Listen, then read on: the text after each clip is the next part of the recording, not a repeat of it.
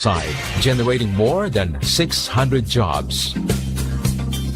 Radyo Natin promotes economic activity in the countryside. Through radio programs and promotions, what used to be sleepy towns are now beaming with local competitive entrepreneurs with dynamic local business activities and events, effectively creating additional jobs and business opportunities. No wonder, after just a couple of years, more than 7 Radyo Natin areas evolved into cities. Truly, our confidence for the local government and its people paid off. Aside from the local government, the national government agencies extended partnership with Radyo Natin. These agencies need the support of Radyo Natin for them to effectively reach out to all Filipinos, either for information dissemination, outreach programs, disaster management, tourism, or simply a two-way communication avenue for a country and its people. Mula sa kinikilala at pinagkakatiwalaang pangalan sa larangan ng radio broadcast,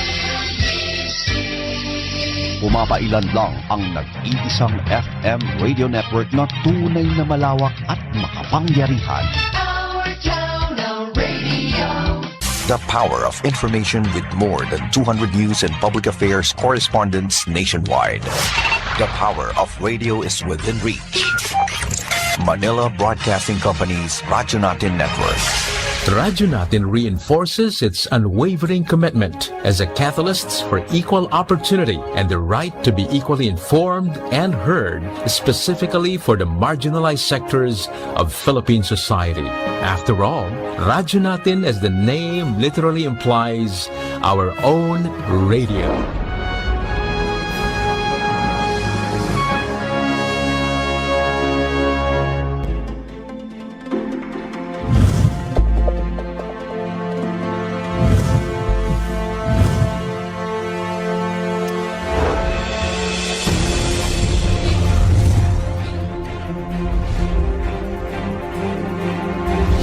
Radio network powering more than 100 stations.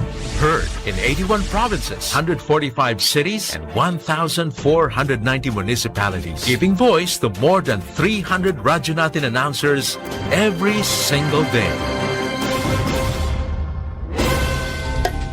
7,100 isla, Luzon, Visayas at Mindanao.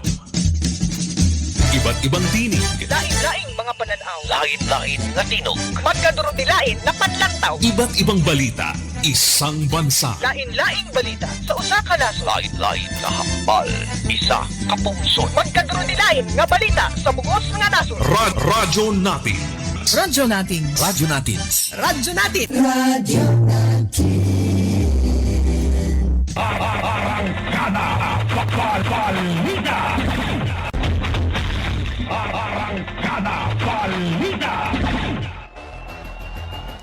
DXTC 95.9, Radyo Natin FM, Cotabato City of Manila Broadcasting Company is a proud member of the KBP, kapisanan ng mga broadcaster ng Pilipinas. Itama po ng mga oras sa buong kapuluan na alas 4 ng hapon, magandang hapon ng Central Mindanao. Ngayon ay araw ng Sabado, 25 sa buwan ng Hulyo, 2026 at ika-11 sa buwan ng Safar, 1448 sa atin pong Hijri calendar. Welcome sa arangkada balita ng Radyo Natin FM Cotabato City. Sama-sama ho tayo hanggang alas 5 ng hapon. At kami ho ay magati ng mga balita, kaganapan na sa loob at labas ng atin pong bansa.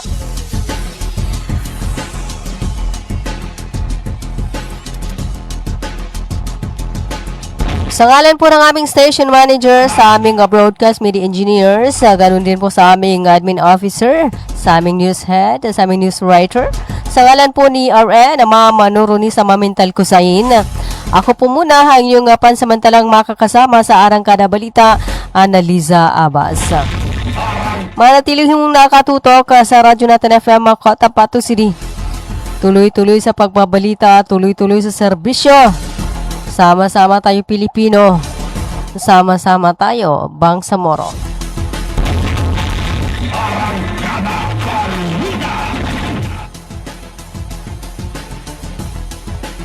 At ngayon, narito na ang atin pong mga balita.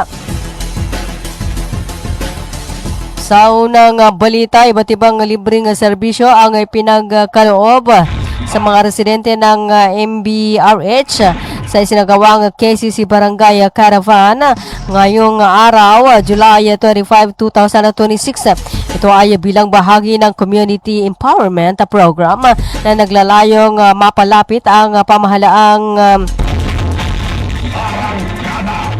naglalayong mapalapit ang mahalagang serbisyo ng pamahalaan sa komunidad.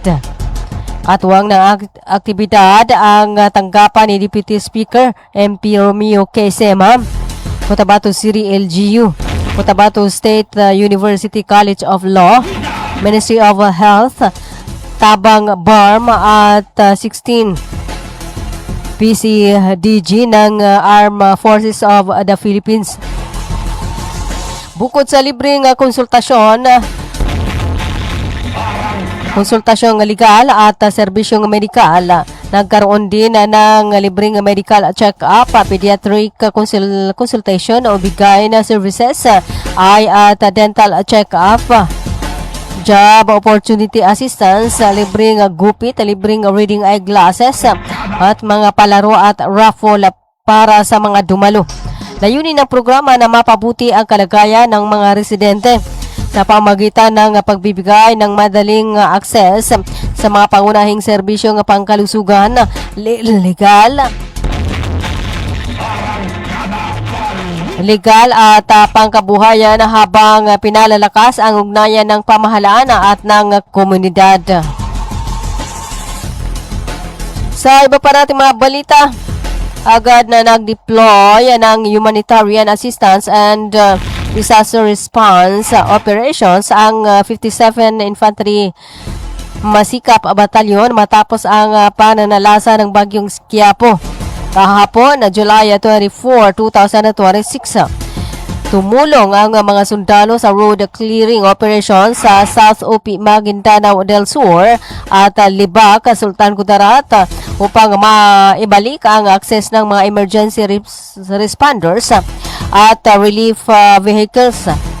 Nakibahagi rin sila sa pamahagi ng relief goods at paglikas ng mga residenteng naapektuhan ng pagbaha patungo sa mas ligtas na evacuation centers.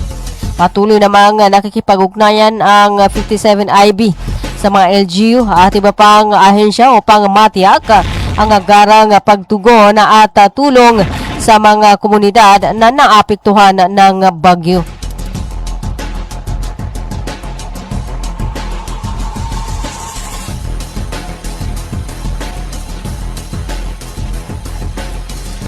At sa iba pa nating mga balita, mahigit 1,200 na kabataang Bangsamoro ang dumalo sa UBJP Youth Voters Education and Forum na isinagawa sa Bungaw, Tawi-Tawi bilang bahagi ng Voters Education Campaign para sa nalalapit na kauna-unahang BARM Parliamentary Elections. Sa forum, tinalakay ang kahalagahan ng aktibong pakikilahok ng kabataan sa halalan at ang kanilang papel sa pagpapalakas ng demokrasya sa Bangsamoro. Ibinahagi rin ni UBJP Youth nominee Hadif Surfi Abbas ang kanyang mga advokasya at mga panukalang nakatuon sa kapayapaan o kapakanan ng kabataang Bangsamoro. Ayon na sa UBJP, layunin ng programa na mapataas ang political awareness ng mga kabataang botante at hikayatin silang maging responsable at mapanuri sa kanilang pagboto sa nalalapit na halalan.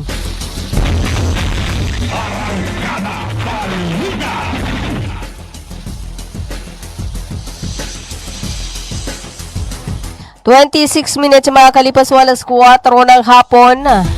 Kayo pa rin po patuloy na nakikinig sa atin pong arangkada balita ng Radyo Natin FM Cotabato City.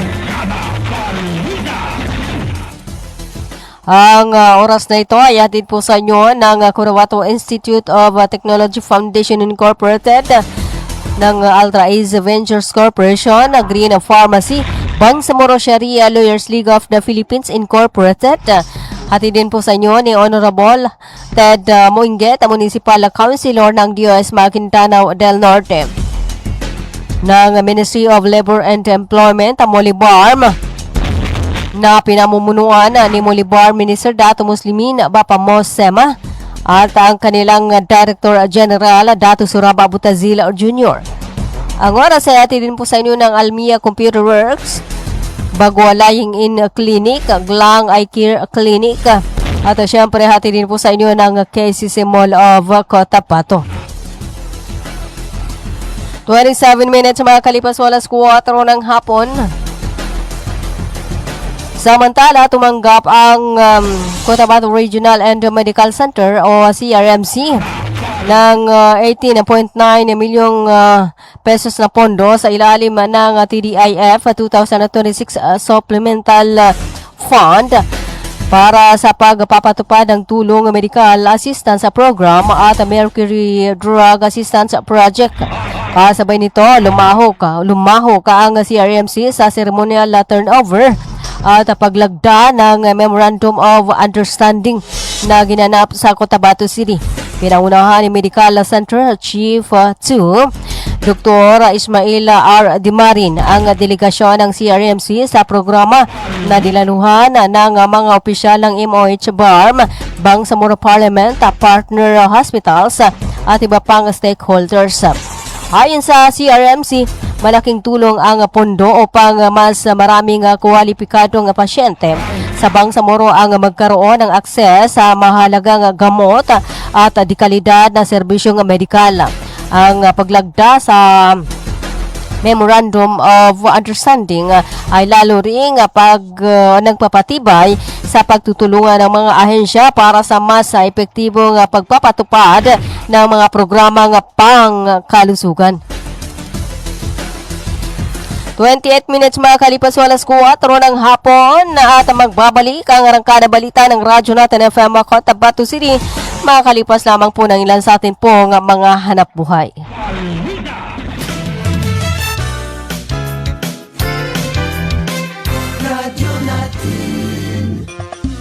Magandang araw mga magulang at kabataan! Naghahanap ba kayo ng paaralang maayos, mapagkakatiwalaan at abot kamay ang bayarin?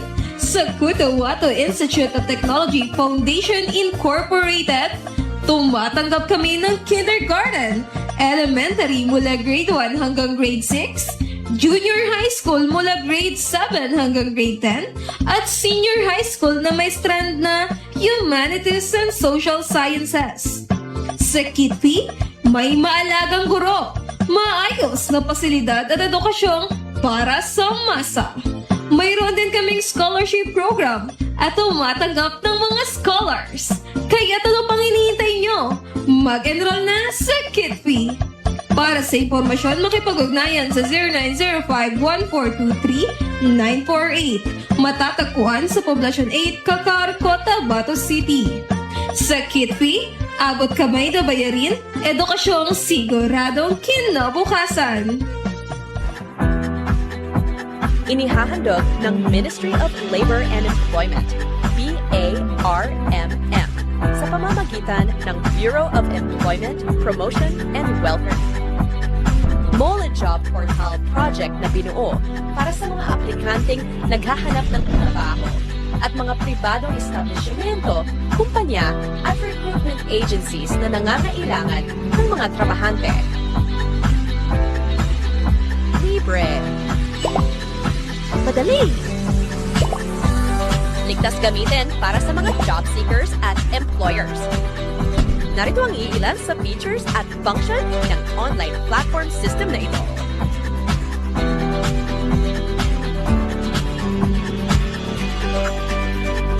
O di kaya'y bisitahin lamang ang website na ito.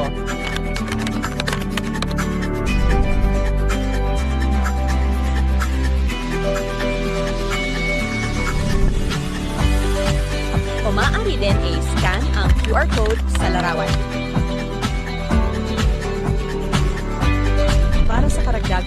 impormasyon, bisitahin ang official website ng moliportal.h. Bumili at manalo ng 300 trips to Mecca raffle promo sa KCC Mall of Cotabato. May 1 raffle entry sa bawat 200 pesos sa KCC Department Store o 1 raffle entry sa bawat 500 pesos sa KCC Supermarket gamit ang KCC Forever Bonus Card. May chance ka pang manalo ng 40 million shopping money. Milyong exciting prizes. KCC Supermarket, nakabarato. Everything's here at KCC for you.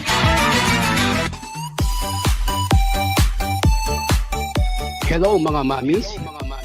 Gusto nyo bang manganak sa dekalidad at libreng paanakan? Halina at puntahan ang Bagwa Lying-in Clinic. Libreng manganak at kasama na ang family planning. Kaya mga mamis, simulan na ang libreng pagpapacheck-up. Dito lang yan sa Bagwa Lying-in Clinic. Open 24 hours at PhilHealth accredited. Narito ang kanilang mga services offered. Family planning, IUD insertion or removal, check-up, pill supply, condom supply, DMPA injection, referrals for bilateral ligation, BTL, natural family planning, NFP method, counseling, maternal and child health, physical exam, breast exam, pelvic exam, prenatal care, postnatal care, pap smear, well body care, immunization, breastfeeding, cord dressing, whey taking, safe, normal, spontaneous delivery, newborn screening. For other services, you may please contact our midwife at landline number 557-4422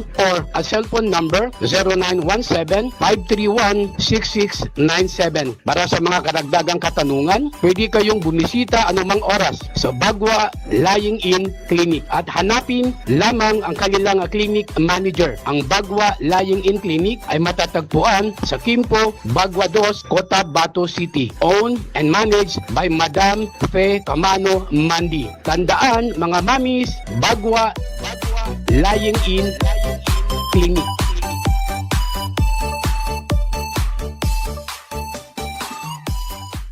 Libre po ang mga anak sa Bagwa Lying-in Clinic. Kinakailangan lamang po ang updated na PhilHealth. Maraming salamat. Bay, siya ka pan? Why, Bapa, nana ko din. Bapa.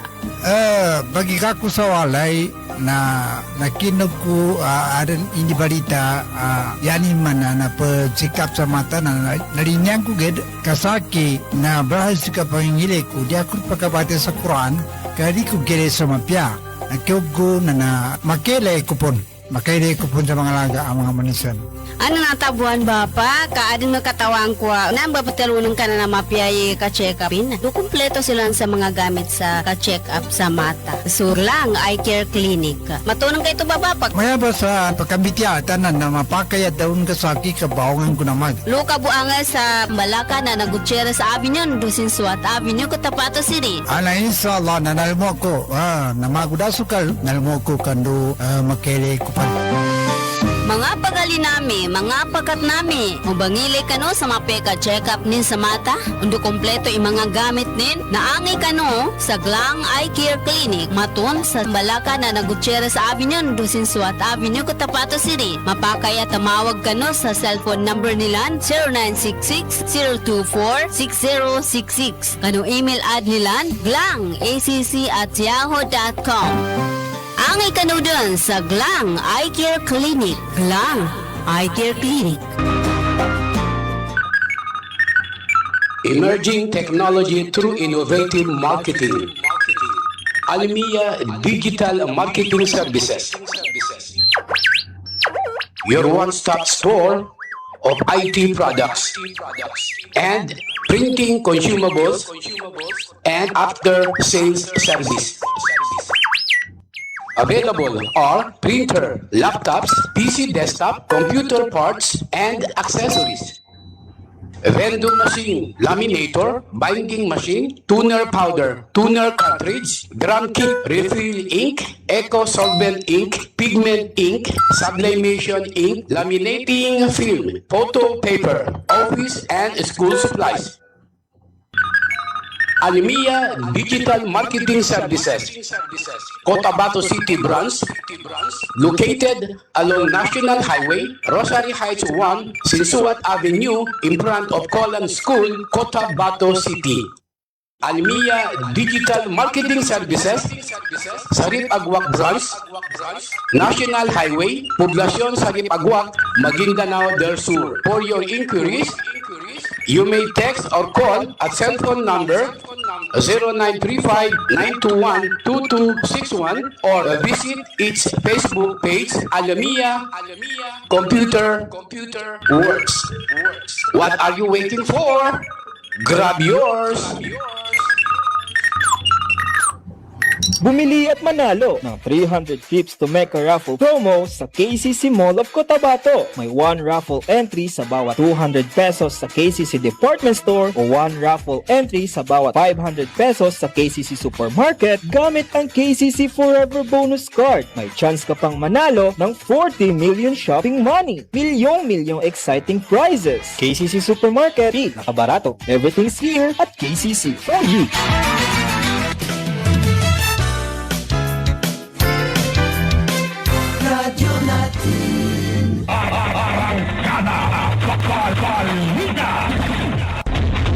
Alright, it's 37 minutes mga kalipas walas kuha ng hapon na nagbabalik ang arangkada balita ng Radyo Natin FM Cotabato City. Ngayon ay araw ng Sabado, 25 sa buwan ng Hulyo, taong 2026 at ika-11 sa buwan ng Safar, 1448 sa ating pong Hijri calendar.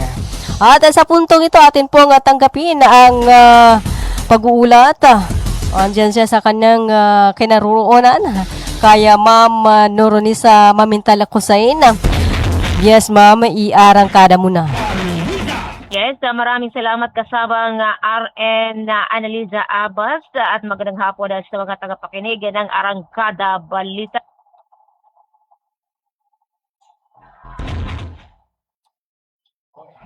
Yes, Ma'am, go ahead. Wala.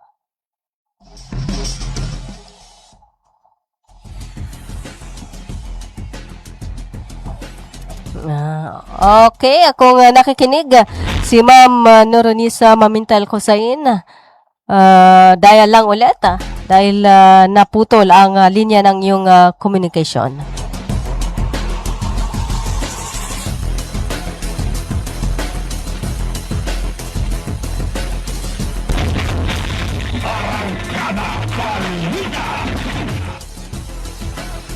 $39 mga kalipas walas 4 ng hapon. At habang inaantay natin ang signal, ang tawag muli ng ating kasama diyan sa may kay Mama Noronisa Mamintal Kusain. Yan, at dial lang ulit, Ma'am. Okay, nagbabalik si Mama Noron sa kanyang report. Please come in. Yes, maraming salamat. How copy my signal? Okay na, Ma'am. Loud and clear. Okay, alhamdulillah. So, idinaos po ngayong araw, July 25, 2026, ang 5th Grand Reunion ng Watamama Silungan sa Radya Boyana sa Cotabato State University Gymnasium, Cotabato City, na may temang re-strengthening family relations through unity and solidarity towards peace and development. Inaluhan ng iba't ibang delegates mula sa 15 family clan na galing ang karating na rehiyon na tulad ng Soxargen at Region 12. Kabilang sa mga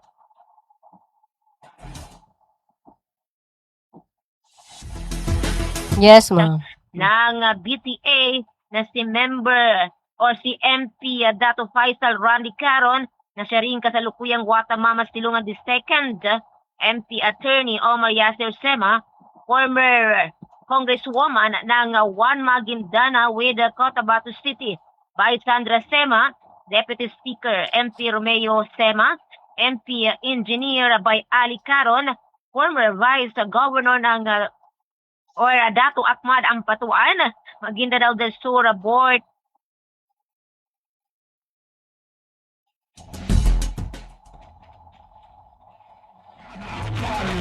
Go ahead, ma'am. Mahina yung signal ni Ma'am Nor. Yes, Ma'am Nor. Okay. Andyan pa ba si Ma'am Nor sa kanyang kinalalagyan? Oh.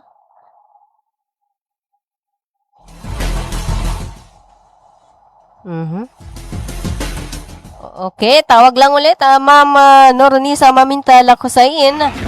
Ayan, at naputol yung kanyang pong report dahil mahina po yung signal dyan po sa kanyang area.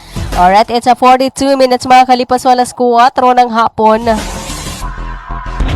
Sa pagpapatuloy ng atin pong mga balita, habang inaantay natin ang muling tawag ni Ma'am Noronisa Mamintala Kusain.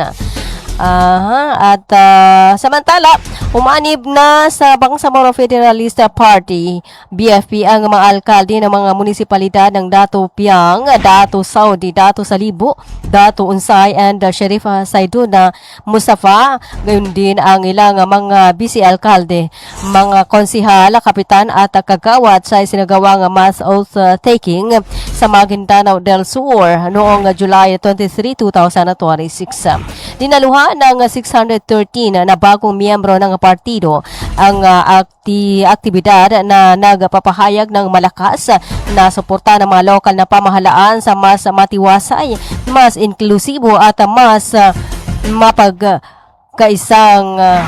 pamamahala sa Bangsamoro. 43 minutes makakalipas alas 4 ng hapon at tanggapin natin muli. Oo. Si Ma'am Noronisa Mamintala Kusain. Yes, ma'am. Iarangkada mo na.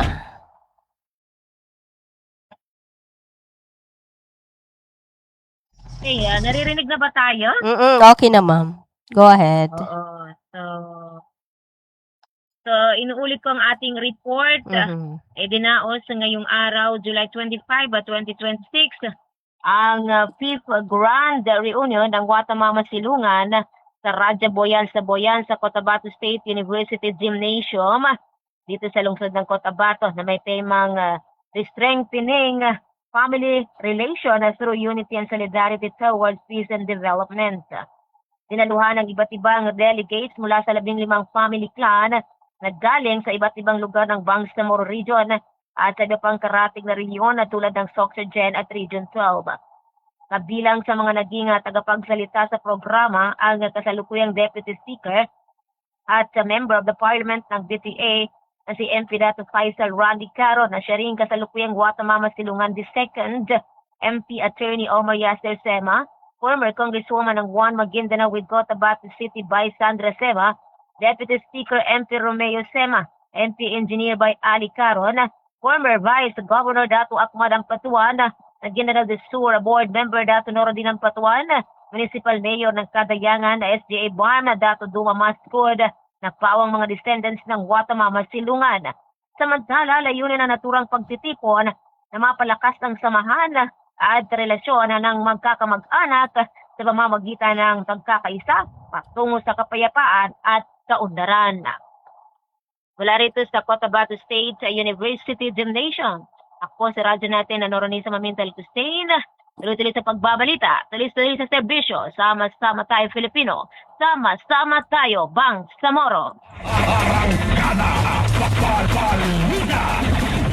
Alright, maraming salamat po kay Ma'am Noronisa Mamintala Kusain mula dyan sa may CSU, Cotabato State University. Yan, at ginanap po kanina, yung reunion ng Watamama Silungan, Watamama Silungan descendants. At dumalo ang iba't ibang delegates mula sa iba't ibang bayan, mga kaibigan. 45 minutes makakalipas alas 4 ng hapon. Kayo pa rin po patuloy na nakikinig sa atin po ang arangkada balita ng Radyo natin FM Cotabato City. Sa pagpapatuloy ng atin pong mga balita, mas maraming residente ng Dato Piang ang naka-avail ng libreng serbisyo noong ikalawang araw ng Give Heart Medical Mission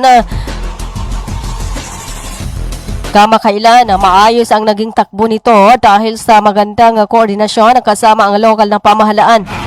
Kasama sa ibinigay na tulong ang eye check-up, blood pressure check, bunutang ngipin, libreng gamot at pagtutuli. May libreng gupit din, rice packs at pagkain para sa mga pamilya. Pinangunahan nito ni Governor Dato Ali Mitimbang Sr., Vice Governor Hisham S. Nando at Representative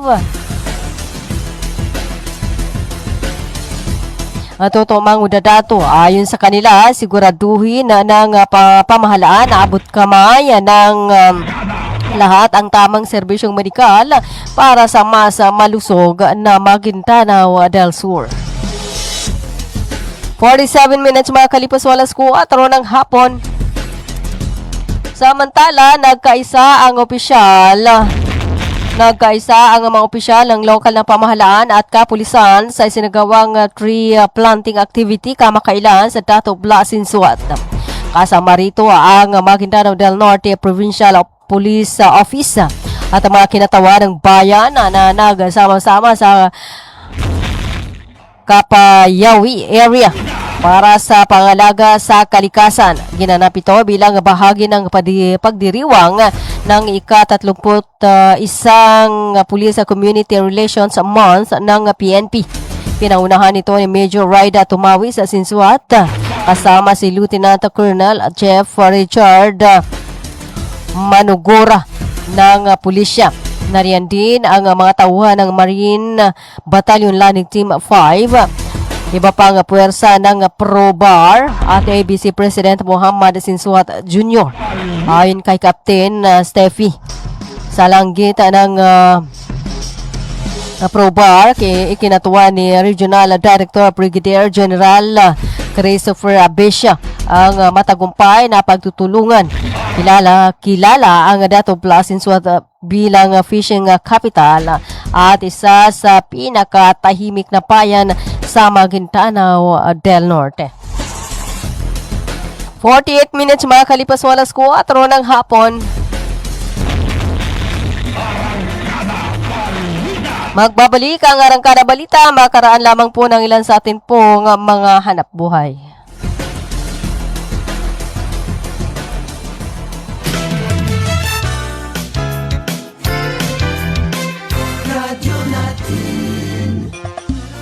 Magandang araw mga magulang at kabataan!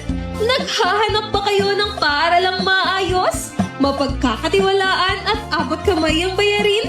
Sa Cotahuato Institute of Technology Foundation Incorporated, tumatanggap kami ng kindergarten, elementary mula grade 1 hanggang grade 6, junior high school mula grade 7 hanggang grade 10, at senior high school na may strand na Humanities and Social Sciences.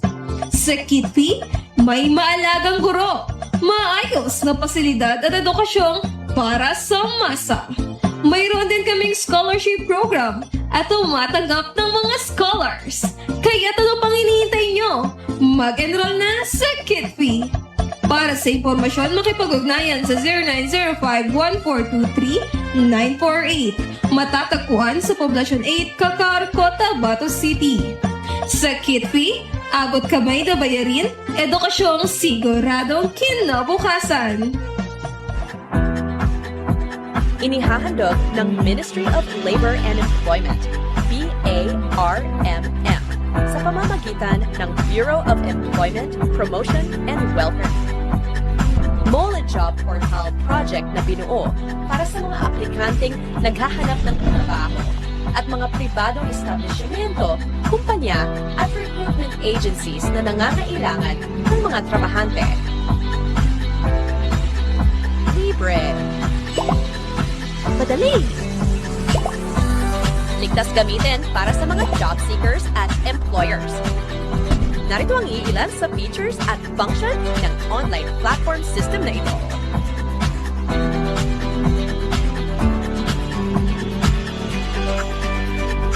O di kaya'y bisitahin lamang ang website na ito.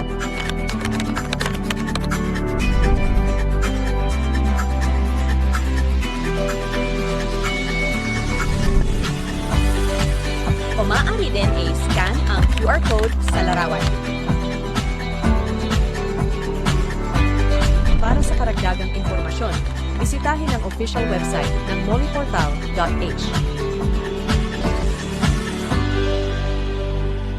Bumili at manalo ng 300 trips to Mecca raffle promo sa KCC Mall of Cotabato. May 1 raffle entry sa bawat 200 pesos sa KCC Department Store o 1 raffle entry sa bawat 500 pesos sa KCC Supermarket gamit ang KCC Forever Bonus Card. May chance ka pang manalo ng 40 million shopping money. Milyong exciting prizes. KCC Supermarket, nakabarato. Everything's here at KCC for you.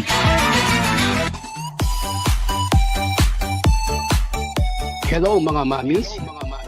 Gusto nyo bang manganak sa dekalidad at libreng paanakan? Halina at puntahan ang Bagwa Lying-in Clinic. Libreng manganak at kasama na ang family planning. Kaya mga mamis, simulan na ang libreng pagpapacheck-up. Dito lang yan sa Bagwa Lying-in Clinic. Open 24 hours at PhilHealth accredited. Narito ang kanilang mga services offered. Family planning, IUD insertion or removal, check-up, pill supply, condom supply, DMPA injection, referrals for bilateral ligation, BTL, natural family planning, NFP method, counseling, maternal and child health, physical exam, breast exam, pelvic exam, prenatal care, postnatal care, pap smear, well body care, immunization, breastfeeding, cord dressing, whey taking, safe, normal, spontaneous delivery, newborn screening. For other services, you may please contact our midwife at landline number 557-4422 or a cell phone number 0917-531-6697. Para sa mga karagdagang katanungan, pwede kayong bumisita anumang oras sa Bagwa Lying-in Clinic at hanapin lamang ang kanilang clinic manager. Ang Bagwa Lying-in Clinic ay matatagpuan sa Kimpo, Bagwa 2, Cotabato City. Owned and managed by Madam Fe Camano Mandi. Tandaan mga mamis, Bagwa Lying-in Clinic.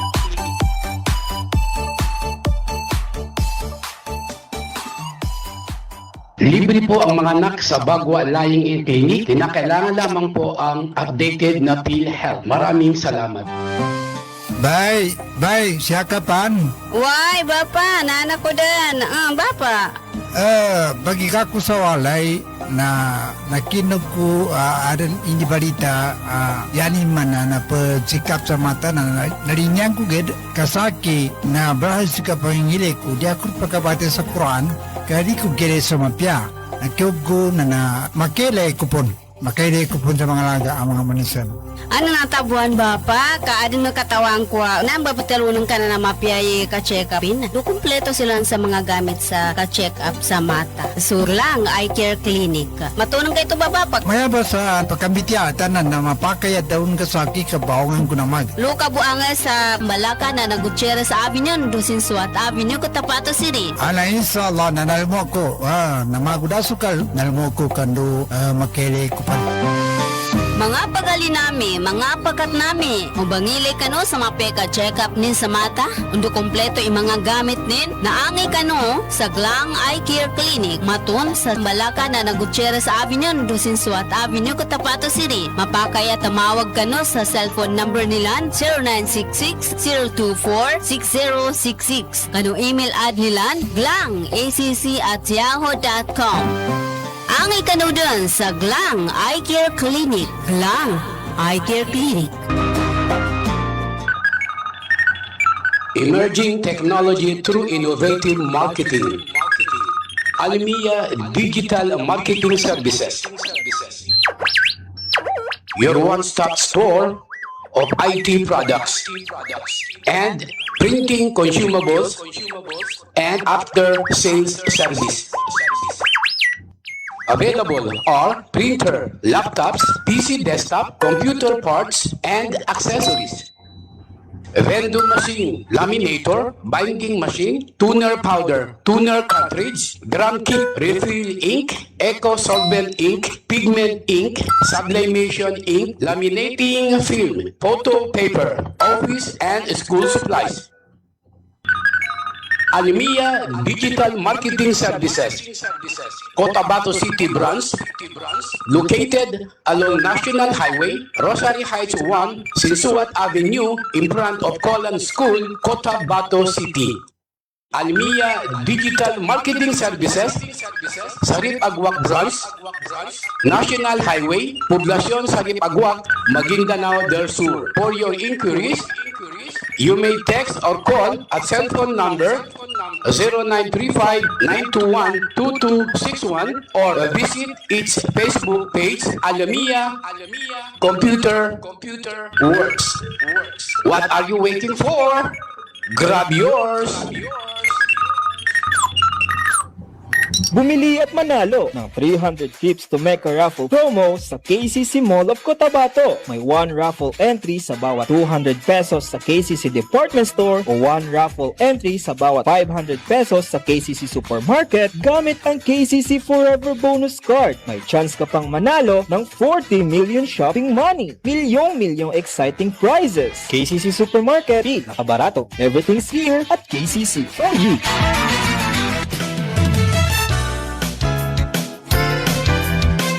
Radyo natin.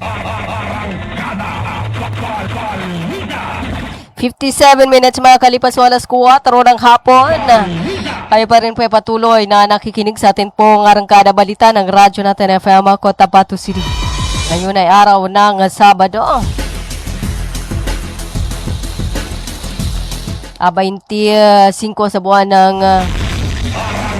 Hulyo, taong 2026. At ay kalabing isa sa buwan ng Safar, 1448 sa ating pong Hijri calendar. At ngayon, dumako na ho tayo sa ating pong balitang nasyonal. Nilinaw ng Philippine National Police nitong Sabado na walang ipatutupad ang nationwide gun ban kaugnay ng ikalimang State of the Nation Address o SONA ni Pangulong Ferdinand Marcos Jr. sa Lunes. Gayunman, iginiit ng pulisya na mananatiling ipatutupad ang mga umiiral na batas, lokal na ordinansa at security protocols. Ayon sa PNP, mahigpit nitong ipatutupad ang mga pagbabawal sa pagdadala ng baril at iba pang armas sa mga itinalagang security area at iba pang lugar kung saan otorisado ang naturang restriction. Hinimok din ng ahensya ang publiko na kumuha lamang ng impormasyon mula sa opisyal na mga channel ng PNP at iwasang magpakalat ng hindi beripikadong impormasyon na maaaring magdulot ng kalituhan. At tiniyak naman ng PNP na nakatuon ito sa pagpapanatili ng ligtas, maayos at mapayapang pagsasagawa ng SONA habang iginagalang ang karapatan ng publiko.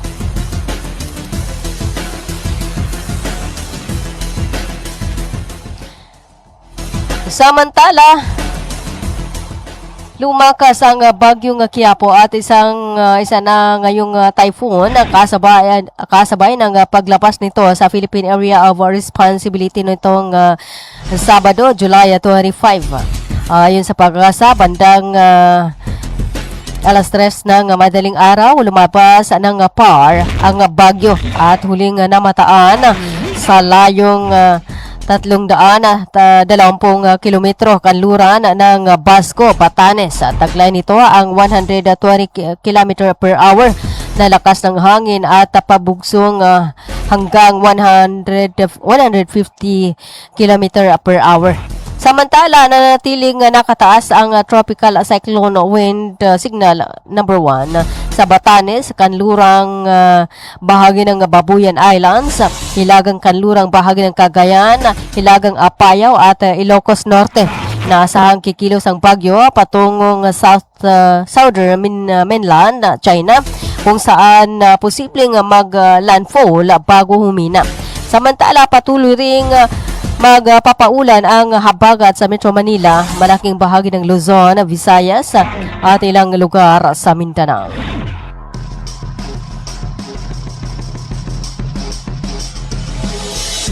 Alright, wala na ho tayong oras at bago tayo magpaalam, Dumako muna tayo sa lagayan ng atin pong panahon mula sa DOST Pag-asa Cotabato. Hatid ng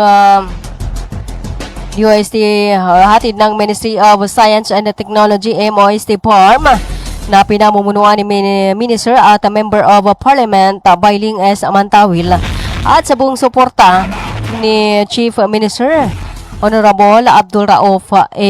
Makakuha.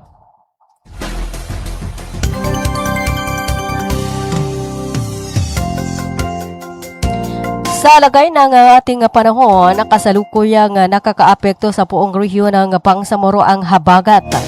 Inaasahang magiging maulap ang kalangitan sa mga probinsya at lungsod kabilang ang Basilan, Tawi-Tawi, Lado del Sur, Maguindanao del Norte, Cotabato City at Maguindanao del Sur.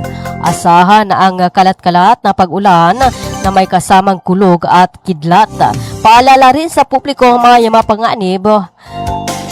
panganib ng pagbaha at pagguho ng lupa dahil sa katamtaman hanggang malakas na ulan. Ang hangin ay mula sa timog kanluran hanggang timog silangan, mahina hanggang katamtaman ang lakas. Ang alon sa baybayin ay umabot sa katamtaman hanggang maalon. May taas na 0.6 hanggang 2.1 metro. Samantala, sumikat ang araw kaninang 5:35 ng umaga at lulubog ang ngayong 6:04 ng gabi.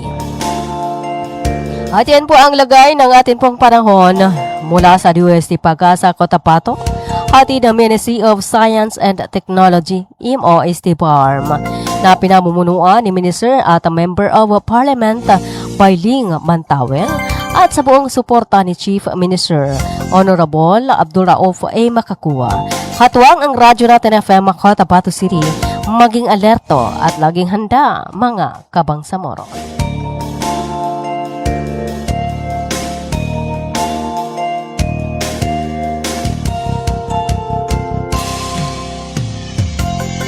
Alright, wala na ho tayong oras sa atin pong arangkada balita ng Radyo Natin FM Cotabato City.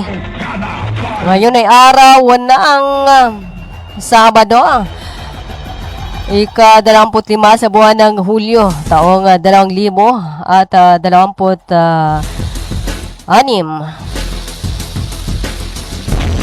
Bago tayo magpaalam, hello sa ating mga taga-pakinig at taga-subaybay dito sa arangkada balita ng Radyo Natin FM Cotabato City.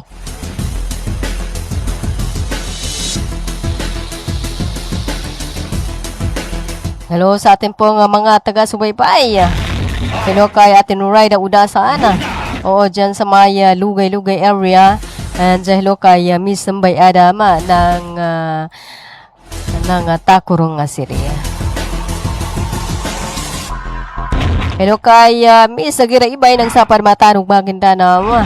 Kay Ate Samira Tumagantang Ibrahim and family. Alright, ayan po ang kabuuan ng ating pong mga balita. Arangkada balita ng Radyo Natin FM Cotabato City. Ngayon ay araw ng Sabado. Sa ngalan po ng aming station manager, sa aming admin officer, and of course sa aming broadcast media engineers, sa aming news writer, sa aming news head. Ayan, sa ngalan po ni Ma'am Nuruni sa Mamintal ako sa na hindi ho natin nakasama ngayong araw. Ako po muna ang inyong pansamantalang nakasama sa arangkada balita ng Radyo Natin FM Cotabato City. Hanggang sa muli ho, ako po si Annaliza Abas. Sa ganito pa ring oras at himpilan, manatili ho nakatutok sa Radyo Natin FM Cotabato City. Tuloy-tuloy sa pagbabalita, tuloy-tuloy sa serbisyo. Sama-sama tayo Pilipino, sama-sama tayo Bangsamoro.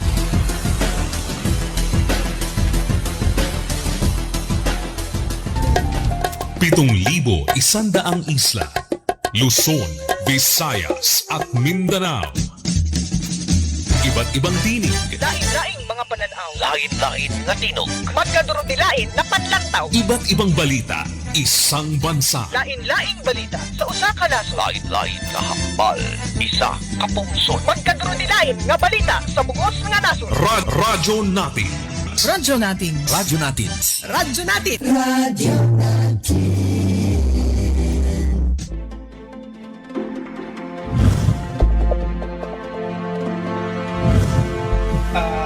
Tagapakinig. Mukha lang akong gagawa ng reseta. Sa pag-imbit. Mukha lang akong gagawa ng reseta pero hindi po ako doktor ha. Pag-uusapan natin itong napakalawak na talakayin tungkol sa ating pinagkukuha ng enerhiya dahil sa ilalim po ng Philippine Energy Plan for 2023 to 2050 napakarami pong mga diskusyonan na dapat talakayin, partikular dito po sa sektor ng renewable energy. At unang tanong po namin, nasaan na nga ba po ang ating gobyerno, ang ating tahakin para sa paggamit ng solar energy? Malaki na rin ba ang naitulong nito para maabot ang target ng gobyerno na mas maraming malinis na pinagkukunan ng enerhiya ang ating mga kababayan para sa susunod na mga taon? Tama ka, Sherwin. Malaki na ang naging pag-unlad ng solar energy power sa Pilipinas sa nakalipas na ilang taon, mula sa pagiging maliit na bahagi lamang ng ating power mix, ang solar ngayon ay isa sa pinakamabilis na lumalagong renewable energy technology sa bansa. Mm-hmm. Sa kasalukuyan, ang solar ay may higit 3,000 megawatts na installed capacity at patuloy pang dumarami ang mga proyekto na nasa under construction at development stage.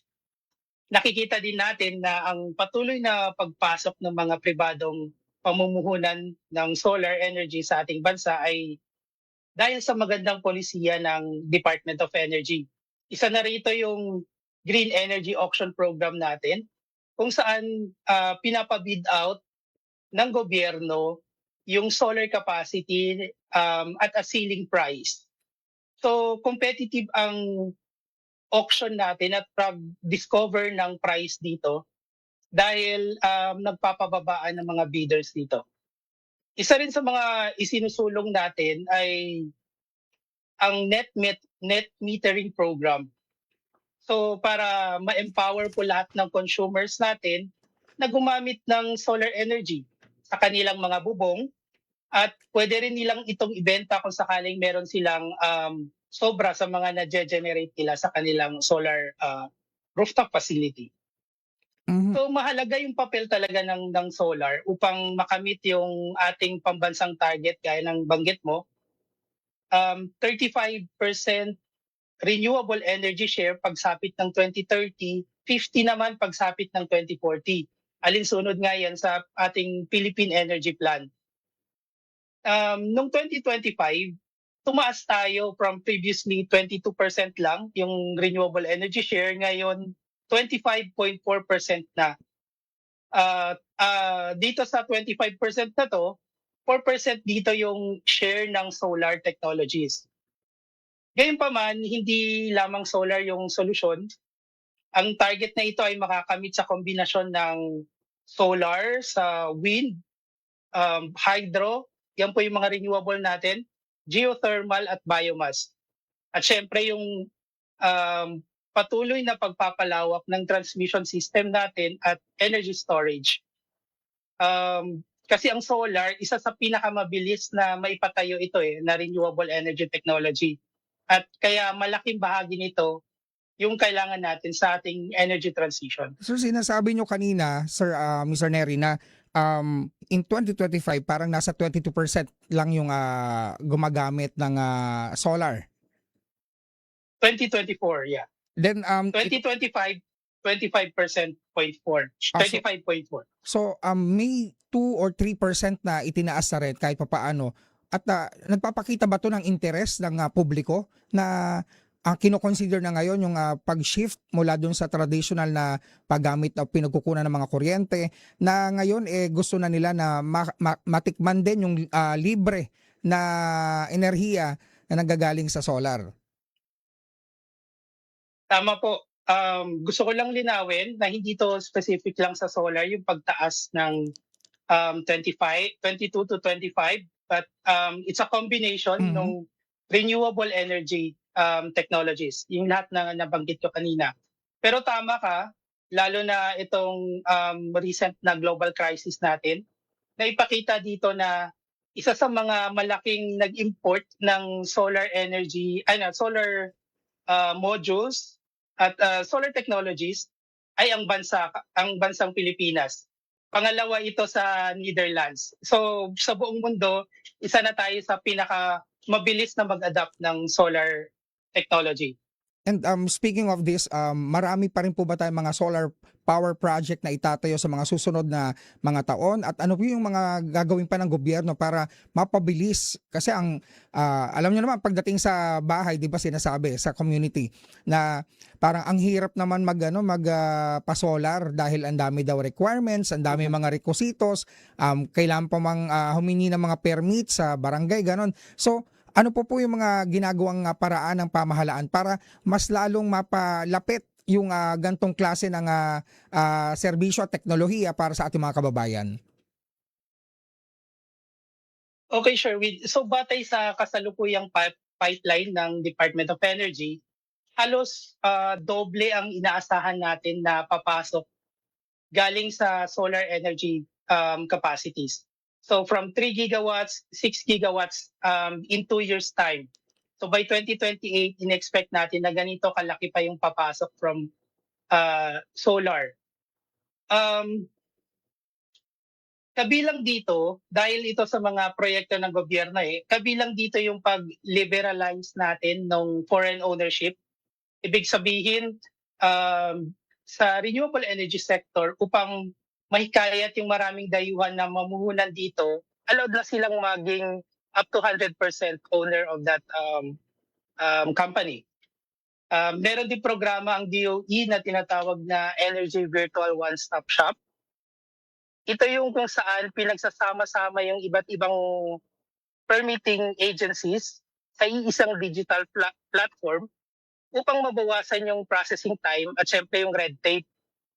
Tapos syempre patuloy pa rin yung pagpapabilis ng DOE ng mga proseso sa pag-secure ng mga kontrata at mahigpit na monitoring ng mga milestones ng mga projects na yon.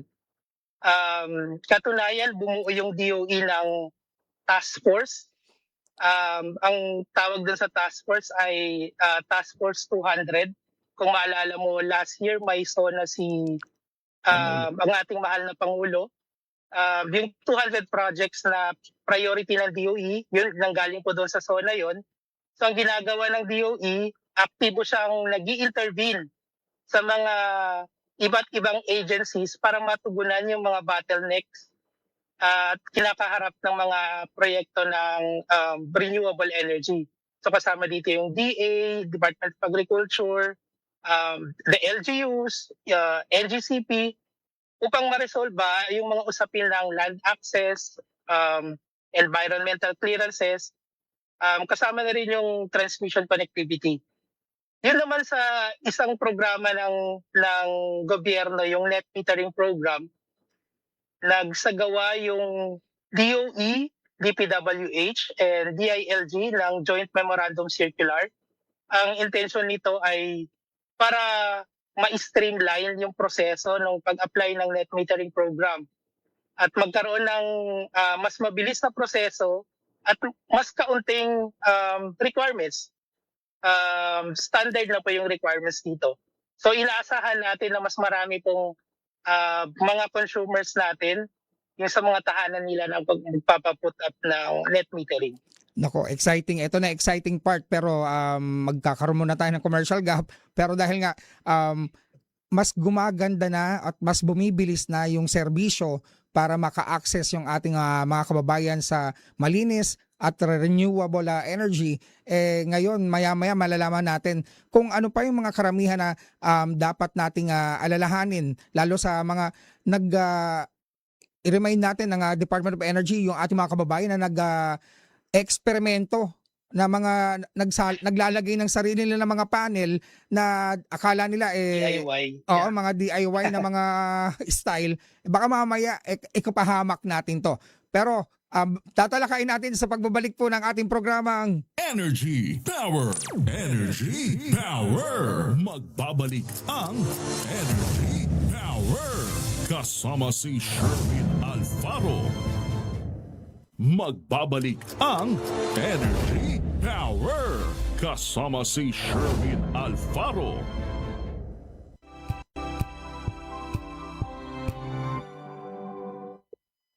Wow, ang saya.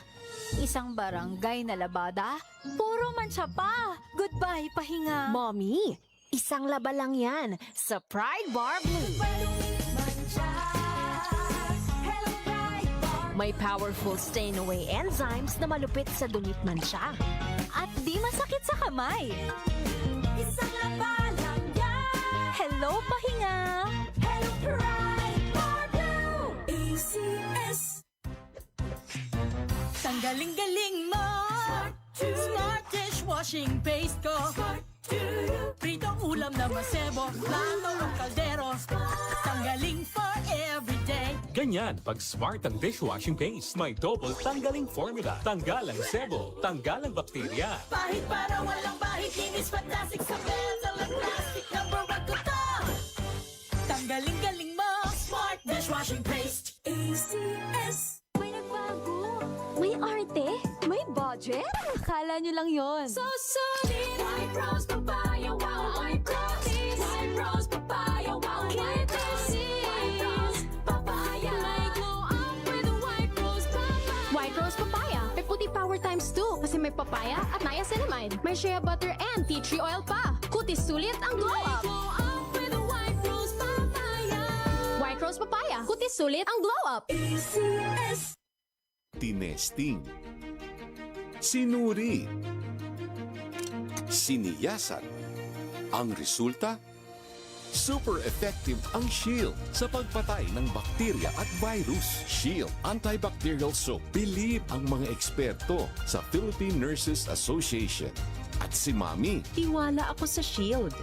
Shield Antibacterial Soap. Napatunayang mabisa. Ang mga nurse, tiwala. ACS.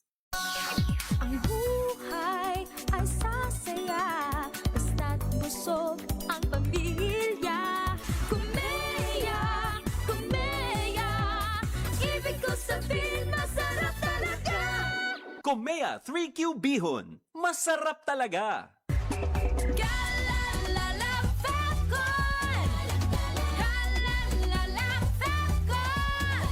Ang bango ng sampayan. Tara na magsayawan. Califabcon, amoy nakaka-joyful.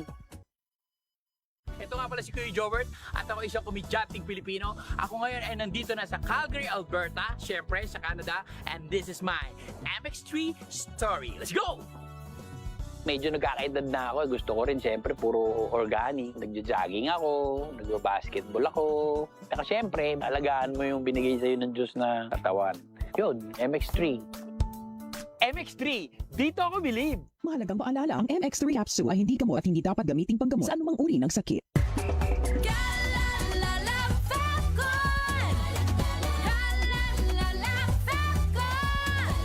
Ang bango ng sampayan. Tara na magsayawan. Califabcon, amoy nakaka-joyful.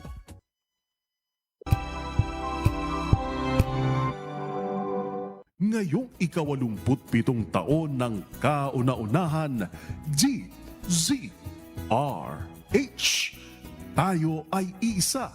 Ikaw, kayo, tayo. Iisa ang radyo. Tayo ay iisa. Iisa ang nag-uugnay. Iisang radyo ang pinakikinggan. Tayo ay magkaisa. Dahil tayo ay Pilipino. GZRH.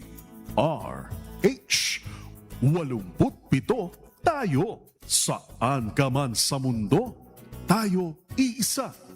Tayo Pilipino. Serbisyong tapat sa iyo, DZRH. Curious ka ba sa maraming bagay? Kami na ang bahala dyan. Aalamin, tutuklasin at bibigyang linaw namin ang mga katanungang bumabagabag sa inyong isipan. Sa programa kung saan ang bawat sagot ay galing lamang sa mga eksperto. Ang Expert's Opinion, tuwing linggo 3:00 ng hapon, dito lang sa DZRH TV. Magandang gabi sa lahat ng mga nanonood at nakikinig sa atin. Thank God it's Good evening, Metro at Mega Manila. Magandang gabi Pilipinas, Metro and Mega Manila. Nas extension sa DZRH at RHTV. Samahan Sa pool, Sabado. Nagbabalik ang Energy Power! Samahan si Sherwin Alfaro para mas lalo nating maunawaan ang mga napapanahong isyu, programa at proyektong may kinalaman sa enerhiya sa ating bansa. Ito ang Energy Power!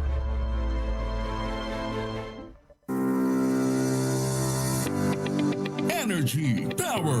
Energy Power! Siyempre kasama nyo pa rin po Sherwin Bata Alfaro at siyempre kasama pa rin natin ang Division Chief ng Solar Energy Management Division ng Renewable Energy Management Bureau ng Department of Energy, si Mr. Edward Neri. Sir Edward, welcome back.